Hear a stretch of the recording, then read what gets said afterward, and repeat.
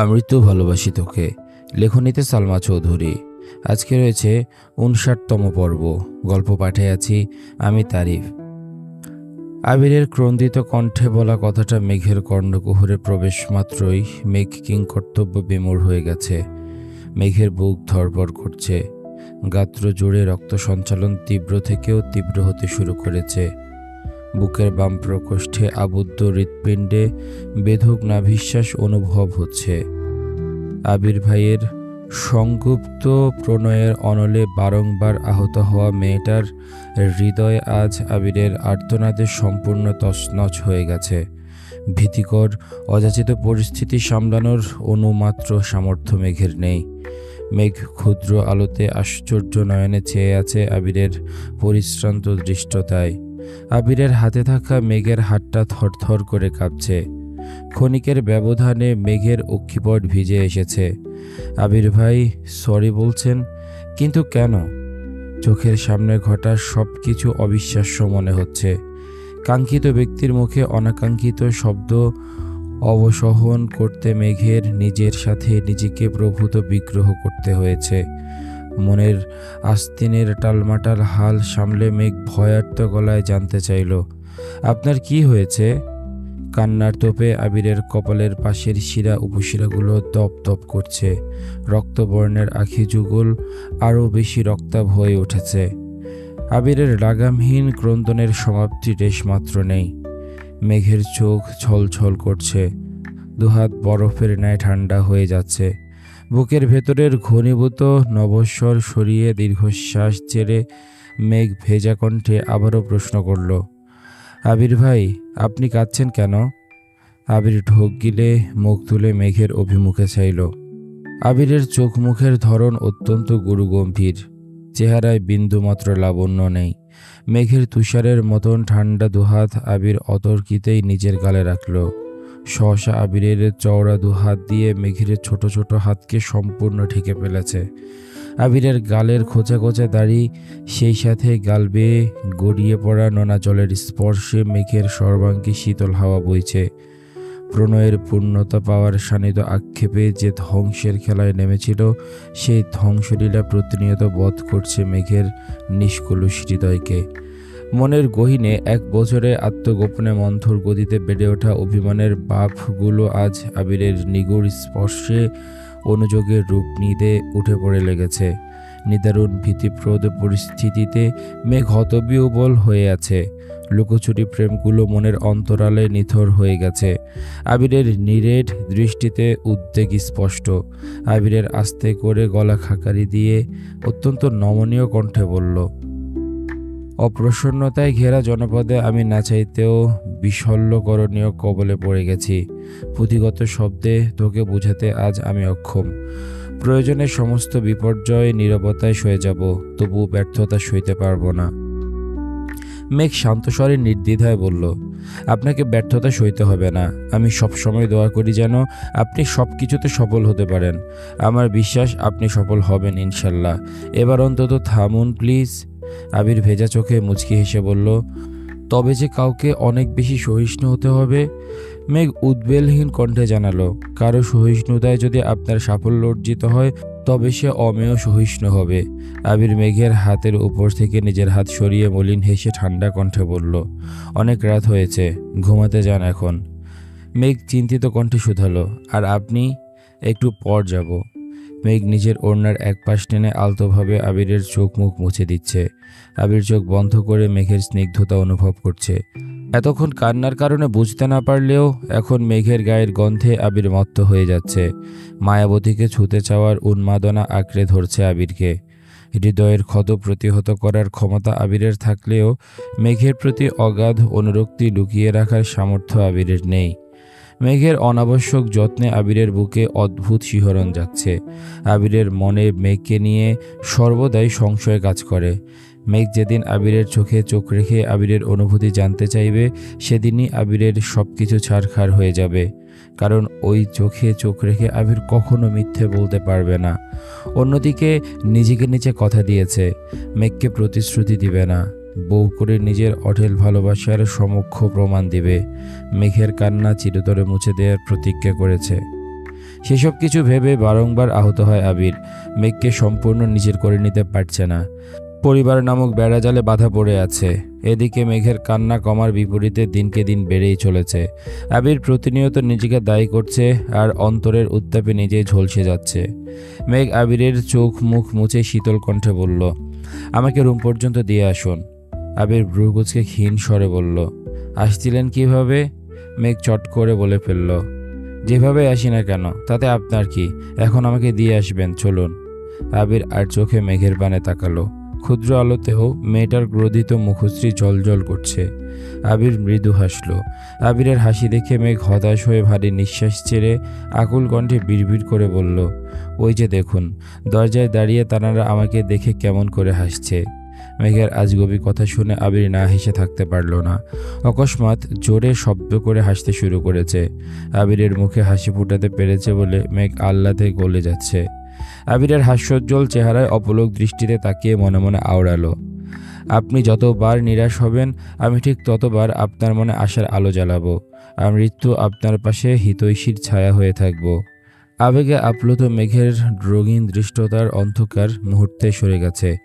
রং বেরঙের স্বপ্নে সেজে উঠেছে মনের আঙ্গিনা। আবিরের নজর মেঘের দিকে পড়তেই জিভ দিয়ে ঠোঁট ভিজিয়ে ভ্রু নাচালো।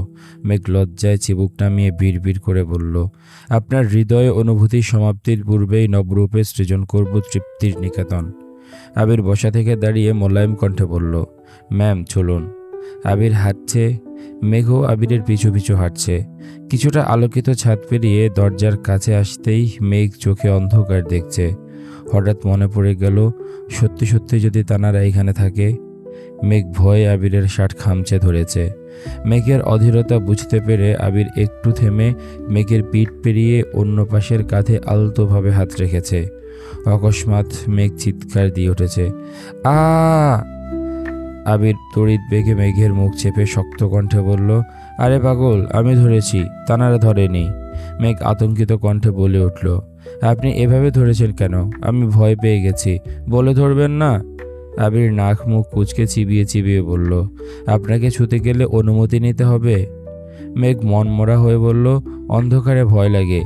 আবির কিছুটা সরে গিয়ে শক্ত কণ্ঠে বলল, তোর কাছে ফোন আছে না? ফ্ল্যাশ জ্বালা। No need. কেন? মেঘ দুহাতে আবিরের বাহু চেপে ধরে বলল, আপনিই আছেন। আবির নিঃশব্দে হেসে সিঁড়ি দিয়ে নামছে। মেঘের রুমের সামনে আসতেই মেঘ শান্ত স্বরে বলল, আপনি কিন্তু এখন আর ছাদে যাবেন না। কেন? আপনি রুমে না থাকলে আমার ভয় লাগে। আবির কপাল গুটিয়ে বলল, আমার রুমে আমি থাকার সাথে আপনার ভয় পাওয়া না পাওয়ার কি সম্পর্ক? মেঘ চাপাই দেওয়ার স্বরে বিড়বিড় করে বলল, মনকে সান্ত্বনা দেওয়ার জন্য পাশের রুমে মানুষ থাকা আবশ্যক। আপনার রুম ফাঁকা থাকলে তানারা আমাকে ভয় দেখানোর সুযোগ পেয়ে যাবে। আবির নিঃশব্দে হেসে বলল, এত বছর যে আমার রুম ফাঁকা ছিল, তখন মনকে কিভাবে সান্ত্বনা দিতেন? মেঘ একরাশ বিরক্তি নিয়ে বলে উঠল, আপনি এত কথা বলেন কেন? ছাদে যেতে বারণ করেছি মানে যাবেন না? কথাটা বলেই মেঘ ফোঁস করে শ্বাস ছাড়ল। আবির ভ্রু কুঁচকে দু আঙ্গুলে মেঘের নাকে আলতোভাবে চেপে মোলায়েম কণ্ঠে বলল, সরাসরি নিষেধাজ্ঞা দিলেই হয়, মিথ্যা অজুহাত দেখানোর কি প্রয়োজন? মেঘ সঙ্গে সঙ্গে মাথা নিচু করে ফেলেছে। আবির স্বাভাবিক কণ্ঠে বলল, ঘুমান আপনি, আমিও ঘুমাতে যাই। মেঘ ঘাড় কাত করে সম্মতি দিল।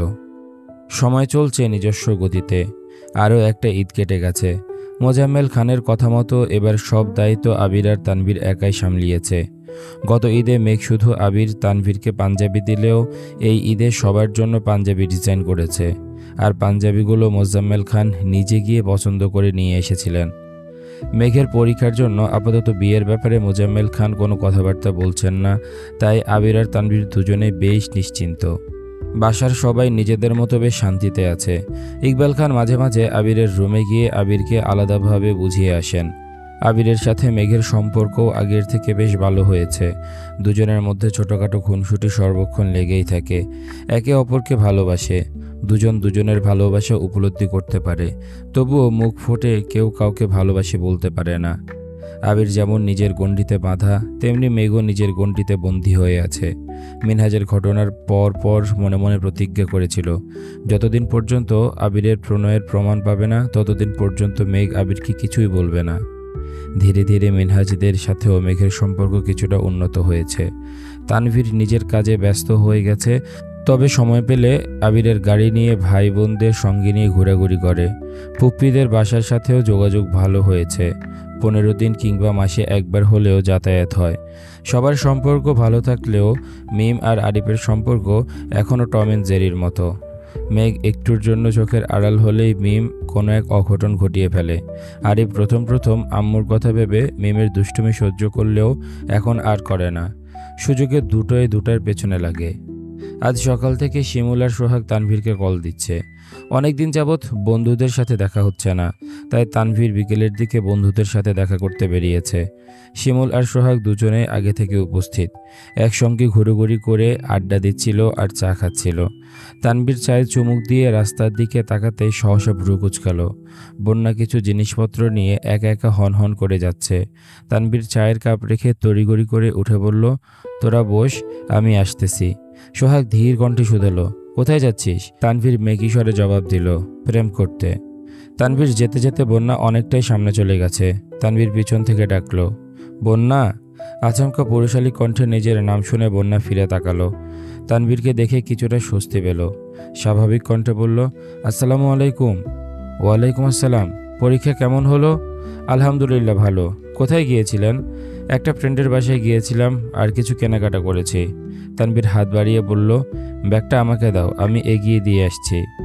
বন্যা তড়িৎ বেগে বলল, না, আমি নিতে পারবো। বিশ্বাস রাখতে পারো, তোমার ব্যাগ নিয়ে পালাবো না আমি। বন্যা ভ্রু কুঁচকে গম্ভীর কণ্ঠে বলল, আমি কি একবারও বলেছি আপনি পালাবেন? তাহলে ব্যাগটা দাও। ব্যাগ নিতে গিয়ে বন্যার হাতে তানভীরের হাত লাগতেই বন্যা তৎক্ষণাৎ ব্যাগ ছেড়ে হাত সরিয়ে ফেলেছে। তানভীরের তপ্ত স্পর্শ অনুভব হতে বন্যার বুক কেঁপে উঠেছে। তানভীর ব্যাগ ধরে বিস্ময় সমেত তাকিয়ে প্রশ্ন করল, কোনো সমস্যা? না। তানভীরকে কে বোঝাবে? বন্যার কাছে তানভীর মানুষটাই সমস্যা। বন্যা যতটা সম্ভব তানভীরের থেকে নিজেকে গুটিয়ে রাখে, তবুও ততটা পারে না। কোনো না কোনোভাবে মানুষটার সাথে দেখা হয়েই যায়। বন্যা স্বাভাবিক কণ্ঠে বলল, আপনি এখানে কেন আসছিলেন? বন্ধুরা দেখা করার জন্য বারবার কল দিচ্ছিল, তাই আসছি। এখানে চলে আসছেন যে, বন্ধুরা খুঁজবে না? আমাকে ব্যাগটা দিয়ে বন্ধুদের কাছে যান, আমি নিতে পারবো। এত কথা বলো কেন তুমি? আমি সাথে যাচ্ছি, এটা ভালো লাগছে না? তানভীরের ধমকে বন্যা কিছুটা কেঁপে উঠল। তানভীর সহসা কৌতুক স্বরে বলল, আরে মজা করছিলাম, চলো তোমাকে এক কাপ চা খাইয়ে রিকশায় উঠিয়ে দিচ্ছি। বন্যা নাক কুঁচকে বলল, চা খাবো না, ধন্যবাদ। তানভীর শব্দ করে হেসে বলল, আমি তো জানতাম তোমার চা খুব পছন্দ, এখন আমি বলছি বলে খাবে না? বন্যা কিছুটা উদ্বেল কণ্ঠে শুধালো, আপনাকে কে বলেছে? মেঘ। সেটা তুমি জেনে কি করবা? খাবে কিনা বলো। বন্যা আস্তে করে বলল, ঠিক আছে। অনেকটা সামনে এগিয়ে রাস্তার পাশে একটা চায়ের দোকানে দুজনে চা খেতে দাঁড়িয়েছে। আশপাশে তেমন মানুষ নেই। চায়ের দোকানে 4-5 জন লোক চা খাচ্ছে, যার মধ্যে 2 জন সিগারেট টানছে। বন্যা গোল গোল চোখে সেই লোকদের দিকে তাকিয়ে আছে। তাদের হাবভাব দেখে বন্যার ভ্রুযুগল আরও কুঁচকে আসে। তানভীর সে দৃশ্য দেখে বলল, তুমি বরং এ পাশে দাঁড়াও, তাহলে ধোঁয়া আসবে না। বন্যা অতর্কিতে তানভীরের পানে তাকালো। কিছু একটা জিজ্ঞেস করতে গিয়েও থেমে গেল। তানভীর তপ্ত স্বরে বলল, কিছু বলবে? বন্যা এপাশ ওপাশ মাথা নেড়ে না করলো। তানভীর পুনরায় প্রশ্ন করলো, তুমি কি কোনো কারণে আপসেট? বন্যা চোখ তুলে তাকালো, তবে কিছু বলল না। বন্যা রাস্তার দিকে মুখ করে দাঁড়ানো, আর তানভীর রাস্তার পাশে দাঁড়ানো। এদিকে সচরাচর গাড়ি চলাচল করে না। হঠাৎ 2-1টা গাড়ি আসে। বন্যার সঙ্গে সরাসরি চোখাচোখি হতে তানভীর বন্যার মাদকের ন্যায় চোখের গহীনে ডুবে গেছে। আশপাশ ভুলে নীরের দৃষ্টিতে বন্যাকে দেখছে। আচমকা বন্যা এগিয়ে এসে তানভীরের পেট বরাবর শার্ট আঁকড়ে ধরে শক্ত করে টান দিতেই তানভীর বেসামাল হয়ে বন্যার সঙ্গে ধাক্কা খেল। তানভীরের ঘোর কাটতে খেয়াল করলো একটা পিকআপ নিয়ন্ত্রণহীন হয়ে তানভীরের পাশ কেটে স্পিডে চলে গেছে। তানভীর সঙ্গে সঙ্গে আশেপাশে দেখল। এদিকে বন্যার দুহাত এখনও তানভীরের পেটে। কয়েক মুহূর্তে তানভীর স্বাভাবিক হলো। বন্যার স্পর্শ অনুভব করা মাত্রই তানভীরের সারা শরীরে ঝাঁকুনি দিয়ে উঠল। নিজেকে সামলে তানভীর সঙ্গে সঙ্গে সরে দাঁড়িয়েছে। বন্যার আগে ফুঁসতে ফুঁসতে বলল, আপনাকে এতবার ডাকলাম, কথা কানে যায়নি? তানভীর বন্যার ক্রোধিত চোখ মুখ দেখে মৃদু হাসল। তানভীরের মস্তিষ্ক এখনও বন্যার স্পর্শ অনুভবে মেতে আছে। কি হয়েছে বা কি হতে চাচ্ছিল এসবে তানভীরের বিশেষ মনোযোগ নেই। তানভীরের ঠোঁটে হাসি দেখে বন্যার মেজাজ আরও বেশি খারাপ হলো। রাগে কটমট করে বলল, আপনি হাসতেছেন? এখন যদি গাড়িটা আপনার উপর দিয়ে যেত তখন কি হতো? তানভীর মৃদু স্বরে বলল, জানি না। বন্যা ফের বলে উঠল, রাস্তাঘাটে এভাবে চলাফেরা করেন? তানভীর কপাল গুটিয়ে প্রশ্ন করল, কিভাবে চলাফেরা করি? অসাবধানতায়। ও। বন্যা ফোঁস করে উঠল, ও কি? আপনার কিছু একটা হয়ে গেলে বাসার অবস্থা কি হতো একবার ভেবেছেন? তানভীর কপাল কুঁচকে বলল, কি হতো? তানভীরের দুষ্টামি বুঝতে পেরে বন্যার রাগে আরও বেশি বসছে। রাগের কারণে বন্যার ঠোঁট দুটো স্বাভাবিকের তুলনায় বেশি সরু হয়ে গেছে। গোলাপি লিপস্টিকে সরু ওষ্ঠদয়ে তানভীরের নজর স্থির হয়ে আছে। বন্যার রাগে একের পর এক কথা বলছে। তানভীর অবাক লোচনে শুধু ঠোঁটেই চেয়ে আছে। বন্যা অকস্মাৎ বলে উঠল, আমি এখনই মেঘকে কল দিয়ে সব বলবো। মেঘের নাম শুনে তানভীরের এবার টনক নড়ে উঠল। তৎক্ষণাৎ বলল, প্লিজ বনুকে কিছু বলো না। বন্যা ভারী কণ্ঠে বলল, আপনি কতটা কেয়ারলেস এটা ওর জানা দরকার। আমি এখনই কল দিচ্ছি। বন্যা মেঘকে কল দেওয়ার জন্য নাম্বার বের করতে লাগলো। তানভীর বন্যার হাত থেকে ফোন নিয়ে নিজের পকেটে রেখে গম্ভীর কণ্ঠে বলল, আর যাই কোনো সমস্যা নেই, কিন্তু বনুকে আজকের ঘটনা বলো না প্লিজ। কেন? তানভীর মনে মনে বিড়বিড় করলো, ভাইয়া যদি জানতে পারে আমার জন্য বনু কান্না করছে তাহলে সবার রাগ আমার একার উপর ঝাড়বে। ওমা, আমি নাই। তানভীর ঢোক গিলে উষ্ণ স্বরে বলল, বনুকে বললে বাসার সবাই জেনে যাবে। বনু কান্নাকাটি করে নাজেহাল অবস্থা করে ফেলবে। বাসার মানুষের বকাও খেতে হবে। বন্যা চাপা স্বরে বলল, মেঘকে খুব ভালোবাসেন তাই না? তানভীর কপাল কুঁচকে মৃদু হেসে জবাব দিল, হ্যাঁ, খুব ভালোবাসি। তানভীর মনে মনে আওড়ালো, বনুর বেস্ট ফ্রেন্ডকেও খুব ভালোবাসি। বন্যা ধীর কণ্ঠে বলল, মেঘু আপনাকে অনেক ভালোবাসে। ওর জন্য আর বাসার সবার জন্য হলেও একটু সাবধানে চলাফেরা করবেন। আপনার একটু উদাসীনতায় পুরো পরিবারকে কাঁদতে হবে, তাই প্লিজ সাবধানে চলাফেরা করবেন। তানভীর নেশাক্ত দৃষ্টিতে তাকিয়ে মোলায়েম কণ্ঠে বলল, ইনশাল্লাহ, চেষ্টা করব। চায়ের দোকানের মামা কোথায় চলে গেছিলেন? এতক্ষণে কোথা থেকে এসে জিজ্ঞেস করলেন, মামা আপনাদের কি চা দিব? তানভীর উচ্চস্বরে বলল, একটা আদা চা আরেকটা লেবু চা। লেবু চাতে চিনি একটু বেশি দিবেন। বন্যা অবাক চোখে তাকিয়ে প্রশ্ন করল, আপনি কিভাবে জানেন আমি লেবু চা খাই আর চিনি বেশি খাই? তানভীর আর চোখে আকাশের পানে তাকিয়ে অকস্মাৎ বলে উঠল, ঠিকই তো, আমি কিভাবে জানি? বন্যা গম্ভীর কণ্ঠে বলল, প্রশ্নটা আমি আপনাকে করেছি। তানভীর মেকি স্বরে বলল, উত্তর ভাবতে সময় দিবে তো নাকি? বন্যা তানভীরের হাবভাব দেখে প্রখর তপ্ত স্বরে বলল, থাক, আর উত্তর দিতে হবে না। বাঁচা গেল। বন্যা সূক্ষ্ম নেত্রে তাকালো। ততক্ষণে তানভীর চা আনতে চলে গেছে। চা খেতে খেতে বন্যা বেশ কয়েকবার তানভীরের দিকে তাকিয়েছে। তানভীর সেটা বুঝতে পেরে আগে থেকে সাবধান হয়ে গেছে। চা খাওয়া শেষে চায়ের বিল দিয়ে কিছুটা সামনে গিয়ে বন্যাকে একটা রিকশায় উঠিয়ে দিল। যাওয়ার আগে পকেট থেকে বন্যার ফোনটা বের করে দিতে দিতে আবারও বলল, প্লিজ বনুকে কিছু বলো না। তানভীর আবার সোহাগদের কাছে গেল। খানবাড়িতে আজ মেঘ আর মিম হই হুল্লোড়ে মেতেছে। গতকালই মেঘদের প্রথম বর্ষের ফাইনাল পরীক্ষা শেষ হয়েছে। প্র্যাকটিক্যাল এখনও বাকি।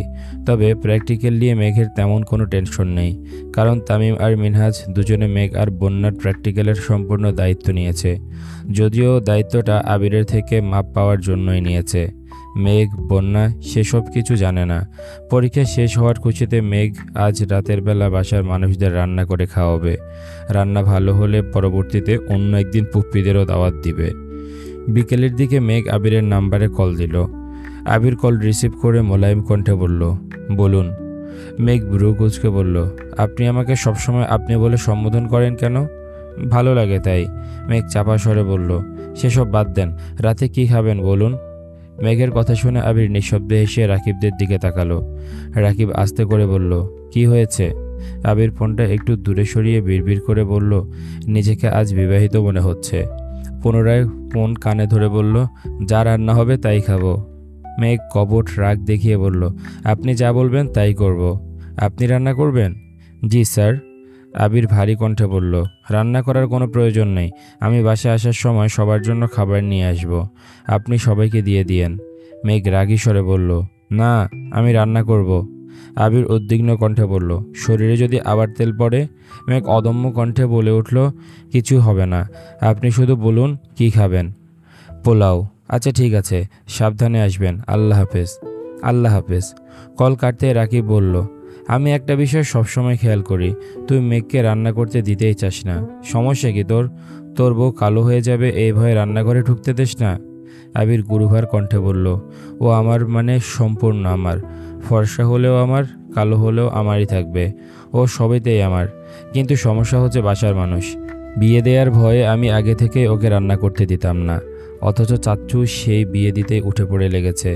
এখন একটু শান্ত আছে ঠিকই, তবে যদি একবার রান্নাবান্না শিখে ফেলে তাহলে আর ওনাকে আটকানো যাবে না। রাকিব ঠাট্টার স্বরে বলল, ভালোই হবে। মেঘের বিয়েতে আবির দেওয়ানা, বাবুর বাবা হতে গিয়ে হয়ে যাবে মামা। আবির অগ্নিদৃষ্টিতে তাকিয়ে রাগান্বিত কণ্ঠে বলল, নিজের মুখটা বন্ধ রাখ শালা, নয়তো তোর মাথা ফাটিয়ে আমি চলে যাব থানা। রাকিব মৃদুস্বরে বলল, আমি কি তোর শালা? তুই শালা না হলেও তোর কর্মকাণ্ড শালার মতোই। ভুলেও যদি উল্টাপাল্টা কথা বলবি তাহলে তোর খবর আছে। রাকিব হাসতে হাসতে বলল, আমি ভাবছি মেঘের বিয়েতে। আবির কপাল কুঁচকে রক্তাভ চোখে তাকাতেই রাকিব থতমত খেয়ে গেল। তোর আর মেঘের বিয়ের কথা বলছি আমি। কিছুই বলতে হবে না, আমি বাসায় চলে যাচ্ছি, তুই সামলে নিস। আচ্ছা। আবির মাগরিবের নামাজের কিছুক্ষণ পর বাসায় আসছে। রান্নাঘরে মেঘ আর মিম রান্না করছে। বাড়ি 3 কর্তী সোফায় বসে চা খাচ্ছেন আর গল্প করছেন। আবির বাসায় ঢুকে এই দৃশ্য দেখে ভ্রু কুঁচকালো। কিছু বলতে গিয়েও বলল না। নিজের রুমে গিয়ে ফ্রেশ হয়ে কিছুক্ষণ পর নিচে আসছে। আবিরকে দেখে মালিহা খান বললেন, কিরে আবির, কফি করে দিব? না, তোমরা গল্প করো, আমি করছি। তুই রান্নাঘরে যাবি? আবির গম্ভীর কণ্ঠে বলল, কেন, রান্নাঘরে যাওয়া কি বারণ? মেঘ ফোন নিয়ে রান্না করতে গেছে, আমাদের আশেপাশে ভিড়তেও নিষেধ করেছে। দেখ তোকে অনুমতি দেয় কিনা। আবির রান্নাঘরের কাছে যেতে মেঘ চেঁচিয়ে উঠল, আপনি রান্নাঘরে আসবেন না? কেন? আপনার কি লাগবে বলুন, আজ রান্নাঘরের দায়িত্ব আমার। আবির উষ্ণ স্বরে বলল, আর তোকে দেখে রাখার দায়িত্ব আমার। আবিরের কথা শুনে মেঘের থেকেও বেশি মিম লজ্জা পেয়েছে। দুজন প্রেমিক প্রেমিকার মাঝে তৃতীয় পক্ষ হিসেবে থাকতে চায় না সে, তাই মাথা নিচু করে চুপচাপ বেরিয়ে যাচ্ছে। আবির রাগী স্বরে বলল, তুই কোথায় যাচ্ছিস? মিম আস্তে করে বলল, রেস্ট নিয়ে আসতেছি। আবির গ্যাসে গরম পানি বসিয়ে মেঘের রান্নাগুলো চেক করছে। পোলাও, ডিম বোনা ছাড়াও আরও 2-3টা আইটেম অলরেডি করে ফেলেছে। রান্নাঘরের এক পাশে রান্নার ভিডিও চলছে। আবির সবগুলো একটু একটু করে টেস্ট করছে, আদৌ খাওয়ার যোগ্য হয়েছে কিনা বোঝার জন্য। মেঘকে রান্না করতে দিতে চায় না ঠিকই, কিন্তু রান্না করার পর সেই রান্না কেউ মুখে তুলতে না পারলে এটাও আবিরের জন্য অপমানজনক বিষয়। সবগুলো চেক করে আবির টুকটাক বলে দিচ্ছে। পরিশেষে পোলাও মুখে দিয়ে আবির থ হয়ে গেছে। মেঘ আহামুকের মতো আবিরকে দেখছে। আবির কোনো রকমে গিলে ধীর কণ্ঠে শুধালো, লবণ দেসনি? না। কেন? রেসিপিতে লবণ দেয়নি তারা? দিয়েছিল, তাহলে তুই দেসনি কেন? মেঘ উত্তর না দিয়ে উল্টো প্রশ্ন করল, ভাতে কেউ লবণ দেয়? মেঘের কথা শুনে আবির বেকুব বনে গেল। এমন সময় আলী আহমদ খান আর মোজাম্মেল খান বাসায় আসছেন। আবির তাড়াতাড়ি কফি করে রান্নাঘর থেকে বেরিয়ে এসে মালিহা খানকে ইশারায় রান্নাঘরে যেতে বলল। মালিহা খান গেলেও মেঘের জেদের কারণে তিনি বিশেষ কোনো সাহায্য করতে পারেননি। ঘণ্টাখানেক পর সবাই খাবার টেবিলে বসেছে। মেঘ আজ নিজের হাতে সবাইকে খেতে দিচ্ছে। মালিহা খান দাঁড়িয়ে দাঁড়িয়ে বলে দিচ্ছেন কোনটাতে লবণ কম হয়েছে, কোনটাতে বেশি হয়েছে। আভির আর তানভীর মিটমিট করে হাসছে। মোজাম্মেল খানের নজরে পড়তে ফোঁস করে উঠলেন, এত হাসাহাসি করো না, তোমরা যাও এতগুলো আইটেম রান্না করে নিয়ে আসো, তারপর দেখি কেমন হয়। তানভীর ঠোঁট বেঁকিয়ে বলল, আমরা সেজন্য হাসছি না, আপনি যে এই অবস্থায় বনুকে বিয়ে দেওয়ার কথা ভাবেন তার জন্য হাসছি। মোজাম্মেল খান গুরুগম্ভীর কণ্ঠে বলে উঠলেন, এমন বাড়িতেই মেয়েকে বিয়ে দেব যেখানে আমার মেয়েকে রাঁধুনি নয়, রাজরানী করে রাখবে। তানভীর মাথা নিচু করে মনে মনে আওড়ালো, আর সেটা এই খানবাড়ি, এখানে আমার বোন রাজরানী হয়ে থাকবে, অথচ আপনি বুঝতে পারছেন না। রাত 10টার পরে মেঘ আবার রান্না করতে গেছে। এবার আর কোনো রেসিপি চেষ্টা করেনি। সবার জন্য নুডলস রান্না করে মিম তানভীরকে রুমে দিয়ে কিছুটা আবিরের জন্য নিয়ে গেছে, আর বাকিটা বাসার সবার জন্য রেখে গেছে। মেঘ দরজায় দাঁড়িয়ে আস্তে করে বলল, আসবো? আবির ওয়ারড্রবে জামা কাপড় রাখছিল। ঘাড় ঘুরিয়ে মেঘের অন্ধকারাচ্ছন্ন চেহারা দেখে থমকে দাঁড়ালো। হতবাক হয়ে জিজ্ঞেস করলো, কি হয়েছে? মেঘ চিবুক নামিয়ে মৃদুস্বরে বলল, আমার রান্না ভালো হয়নি, হয়তো পেট ভরেনি, তাই নুডলস নিয়ে আসছি। আবির মৃদু হেসে বলল, বিষ নিহিত জেনেও প্রতিনিয়ত আমরা কত কী খাচ্ছি, সেখানে আপনার লবণ কম, মশলা বেশি, খাবার আর এমন কি? মেঘ কাঁদো কাঁদো মুখ করে বলল, আমি কিছুই ঠিকমতো পারি না। আবির মোলায়েম কণ্ঠে বলল, ম্যাম। মেঘ আস্তে করে বলল, আপনাকে আগেও বলেছি, আজ আবারও বলছি, রান্নার বিষয় নিয়ে ভুলেও মন খারাপ করবেন না। পৃথিবীতে কেউই পারফেক্ট হয় না। মেনে নেয়া আর মানিয়ে নেয়ার মধ্যে দিয়েই সারা জীবন কাটাতে হয়। মেঘ মুখ ফুলিয়ে আবিরের দিকে তাকিয়ে আছে। আবির আবারও বলল, আপনার জন্য দুটো শার্ট রেখেছিলাম, দেয়া হয়নি আর। পুরাতন শার্ট নেবেন নাকি নতুন কিনে দেব? আবির ইস্ত্রি করা দুটো শার্ট বের করে মেঘের দিকে এগিয়ে দিল। একটা সাদা আর একটা কফি কালার। মেঘ শার্ট দুটো দেখে সহসা আবিরের দিকে তাকালো। আবিরের পরনেও শুভ্র রঙের একটা শার্ট। মেঘ মনে মনে সাহস অর্জন করে হঠাৎ বলে ফেলল, পুরাতনই নিব, কিন্তু আমি এই সাদা শার্ট নিব না, আপনার পরনেরটা নেব। আবির স্বাভাবিক ভঙ্গিতে বলল, আচ্ছা, ওই দুইটা আপাতত নিয়ে যান, কালকে এটা ধুয়ে তারপর দিয়ে আসবো নে। মেঘ শ্বাস ছেড়ে নিরেট কণ্ঠে বলল, শার্ট আমি ধুইতে পারবো, দিলে এখনই দেন, নয়তো লাগবে না। আবির সঙ্গে সঙ্গে শার্ট খুলে একটা টি শার্ট পরে সাদা শার্ট মেঘকে দিয়ে দিল। মেঘ তিনটা শার্ট নিয়ে যেতে যেতে বলল, নুডলসটা খেয়ে নিয়েন। রুমে এসে দরজা বন্ধ করে আবিরের পরনের সাদা শার্টটা মেঘ জামার উপর দিয়ে পরে নিয়েছে। শার্ট লম্বায় হাঁটুর কিছুটা উপর পর্যন্ত পৌঁছেছে, তবে সেসবে মেঘের মনোযোগ নেই। মেঘ চোখ বন্ধ করে আপন মনে আবিরের গায়ের গন্ধ উপলব্ধি করছে। কল্পনাতে আবিরকে নিয়ে শতাব্দী পেরিয়ে যাচ্ছে। অজানা অনুভূতি মেঘের মনকে আষ্টে পৃষ্ঠে জড়িয়ে নিয়েছে। মেঘ পুরো ঘরে ছুটোছুটি করে ড্রেসিং টেবিলের সামনে গিয়ে দাঁড়ালো। লজ্জায় মেঘের নাক মুখ লাল হয়ে যাচ্ছে। বারবার হাত দিয়ে মুখ ঢাকছে, আবার আঙ্গুল ফাঁকা করে নিজেকে দেখছে। অকস্মাৎ আবির ভাইয়ের মতো হাতা ফোল্ড করতে শুরু করলো। আবিরের মতো সুন্দর না হলেও মেঘ সেভাবে কোমরে হাত রেখে প্যাশন করছে। একটু পরপর শার্টের গন্ধ শুকছে। প্রায় 20 মিনিট পর মেঘ বিছানায় শুয়ে দুচোখ বন্ধ করে দীর্ঘশ্বাস ছাড়ল। এই ছিল আজকের পর্ব। কেমন লেগেছে তোমাদের কমেন্ট করে জানাও। দেখা হচ্ছে পরের পর্বে। ততক্ষণ পর্যন্ত সবাই ভালো থাকো, সুস্থ থাকো। আজকের মতো আমি তারিফ এখানে বিদায় নিচ্ছি। আল্লাহ হাফেজ।